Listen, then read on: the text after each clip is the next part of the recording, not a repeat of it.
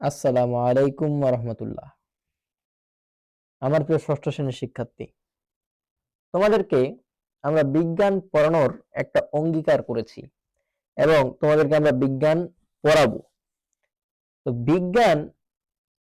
তোমাদেরকে বিজ্ঞান পড়ানোর ক্ষেত্রে আমরা তোমাদের এই অধ্যায়গুলোকে কয়েক ভাগে ভাগ করে নিয়েছি।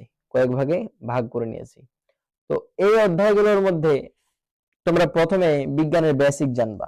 তো সেদিনকে আমি তোমাদেরকে এই বৈজ্ঞানিক প্রক্রিয়া ও পরিমাপ তোমাদের এই প্রথম অধ্যায়ের কিছু জিনিস আমি তোমাদেরকে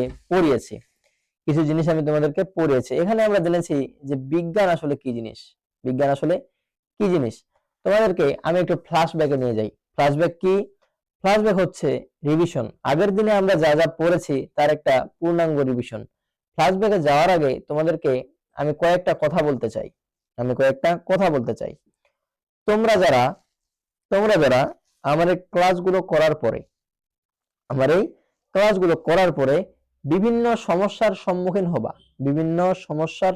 হবা। তো তোমাদের জন্য আমার একটা ফেসবুক পেজ আছে। এই পেজটার নাম হচ্ছে জুনায়েদস টিউটোরিয়াল।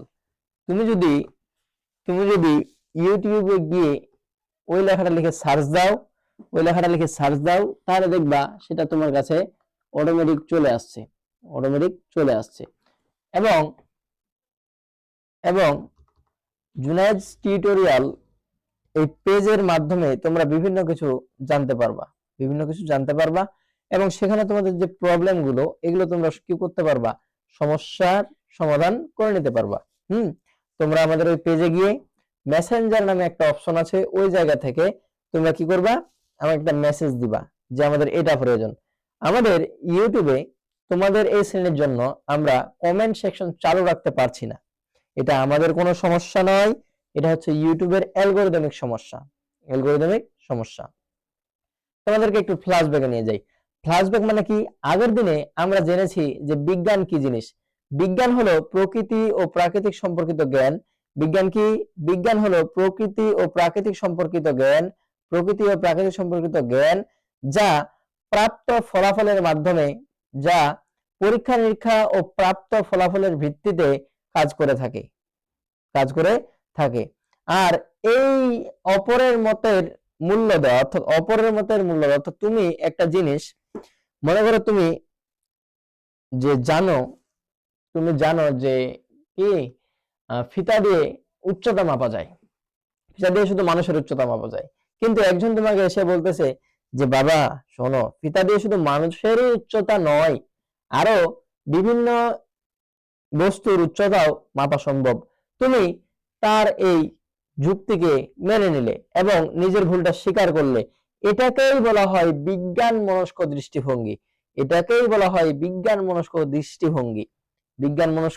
দৃষ্টিভঙ্গি। আমরা তাহলে বিজ্ঞান কি? বিজ্ঞান তোমার আমার বানানো কোনো গল্প নয়। বিজ্ঞান হতে গেলে তার কি থাকতে হবে? প্রমাণ থাকতে হবে, পরীক্ষা নিরীক্ষা থাকতে হবে। এই জন্য বৈজ্ঞানিক প্রক্রিয়ার কিছু ধাপ এখানে দেওয়া আছে। এখানে টোটাল 8টা ধাপ দেওয়া আছে। এই 8টা ধাপের মধ্য দিয়ে মূলত বিজ্ঞানের বিভিন্ন সমস্যার সমাধান করা হয়। এই 8টা ধাপের মধ্য দিয়ে বিজ্ঞানের বিভিন্ন সমস্যার সমাধান করা হয়। দেখি প্রথম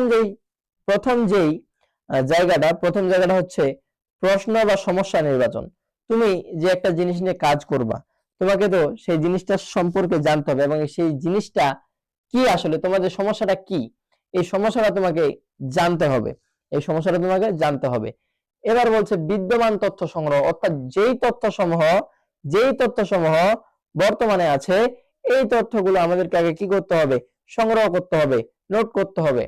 সম্ভাব্য ফলাফল অনুমান, অর্থাৎ এর ফলাফলটি কি হতে পারে এটা নিয়ে তোমাকে একটু ভাবতে হবে, তোমাকে এটা নিয়ে একটু অনুমান করতে হবে।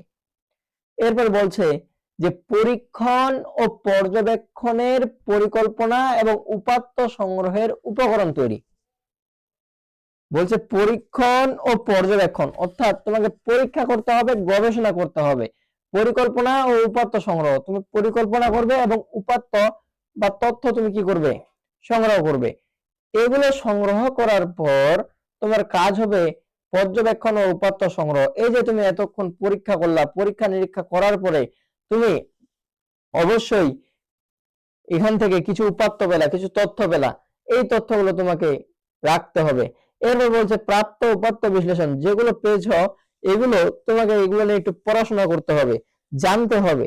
তারপরে তুমি আসবা সম্ভাব্য ফলাফল সংগ্রহ বা বর্জন, অর্থাৎ যে ফলাফলটি এসেছে আমি কি এটা নিব নাকি নিব না। এবার বলা হচ্ছে ফল প্রকাশ। তুমি একটা পরীক্ষা নিরীক্ষা করলা, এত কষ্ট করলা, তো তুমি এখন ফল প্রকাশ পাবা না, ফল জানবা না। তোমাদের একটা বাস্তব ভিত্তিক উদাহরণ দিই। মনে করো তোমার এলাকায় পরিবেশ দূষণ অত্যন্ত বেশি, তাহলে তোমার এলাকার সমস্যা কি? 1 নাম্বার পরিবেশ দূষণ। এখানে বিদ্যমান তথ্য কি কি আছে, যে পরিবেশ দূষণের ফলে কি কি হচ্ছে, মানুষের ফুসফুসের রোগ হচ্ছে, মানুষের বিভিন্ন ধরনের সমস্যা হচ্ছে, মানুষের শ্বাসতন্ত্রের সমস্যা হচ্ছে।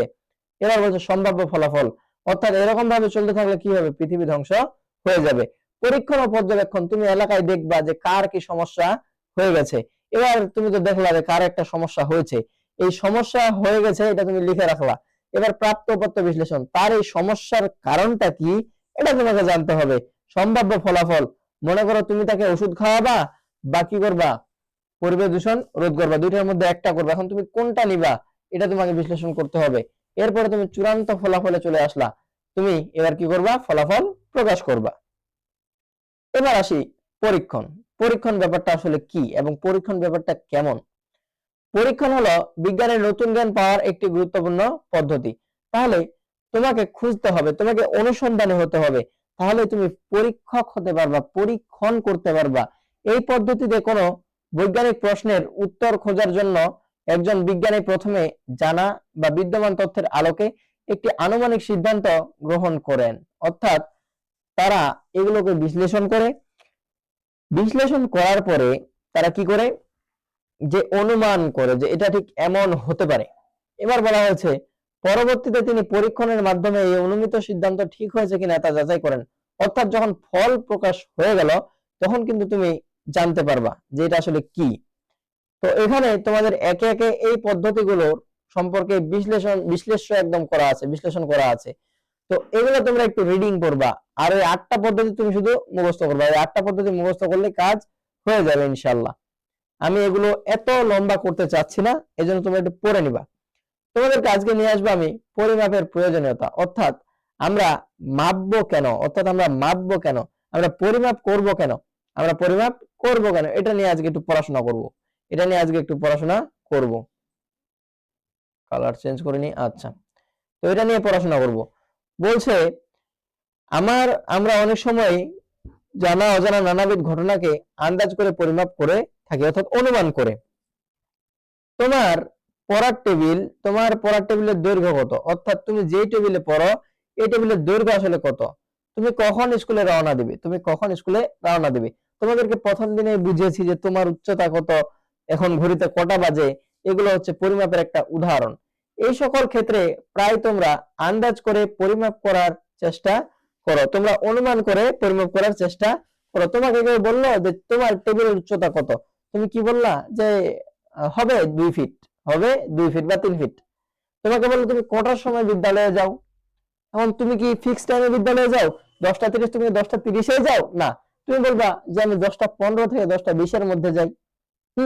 তো এগুলো হচ্ছে এক একটা পরিমাপের উদাহরণ। আবার অনেক ক্ষেত্রে আমরা সঠিক পরিমাপের প্রয়োজনীয়তা অনুভব করি, অর্থাৎ এমন অনেক সময় আছে যে সময়গুলোতে আমরা সঠিক পরিমাপের প্রয়োজনীয়তা অনুভব করি, যেমন বাজার থেকে চাল ডাল কিনতে, জামা কাপড় তৈরি করতে, কিংবা সময় মতো ক্লাস শুরু ও শেষ করতে আমাদের যথাযথ পরিমাপ দরকার, অর্থাৎ আমাদের সঠিক পরিমাপ দরকার। সঠিক পরিমাপ ব্যতীত একটি শ্রেণীকক্ষে কয় জোড়া টেবিল বেঞ্চ রাখা যাবে, বাড়ির নির্দিষ্ট সীমানার মধ্যে কটা ঘর তৈরি করা যাবে, এমনকি কোন কক্ষের আকৃতি কিরকম হবে, এগুলো নির্ধারিতভাবে বলা যায় না। এছাড়া তরকারি রান্নার সময় পরিমাণ মতো বিভিন্ন প্রকার মশলা ব্যবহার করা খুবই জরুরি। সব থেকে গুরুত্বপূর্ণ বিষয় হচ্ছে ঔষধ এই ঔষধ যদি তুমি অতিরিক্ত পরিমাণে খেয়ে ফেলো তাহলে তোমার সমস্যা হবে।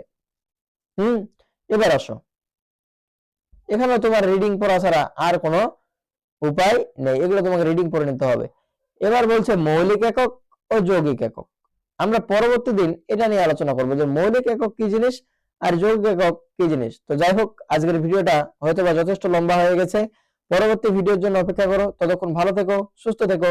আসসালামু আলাইকুম ওয়া রাহমাতুল্লাহ।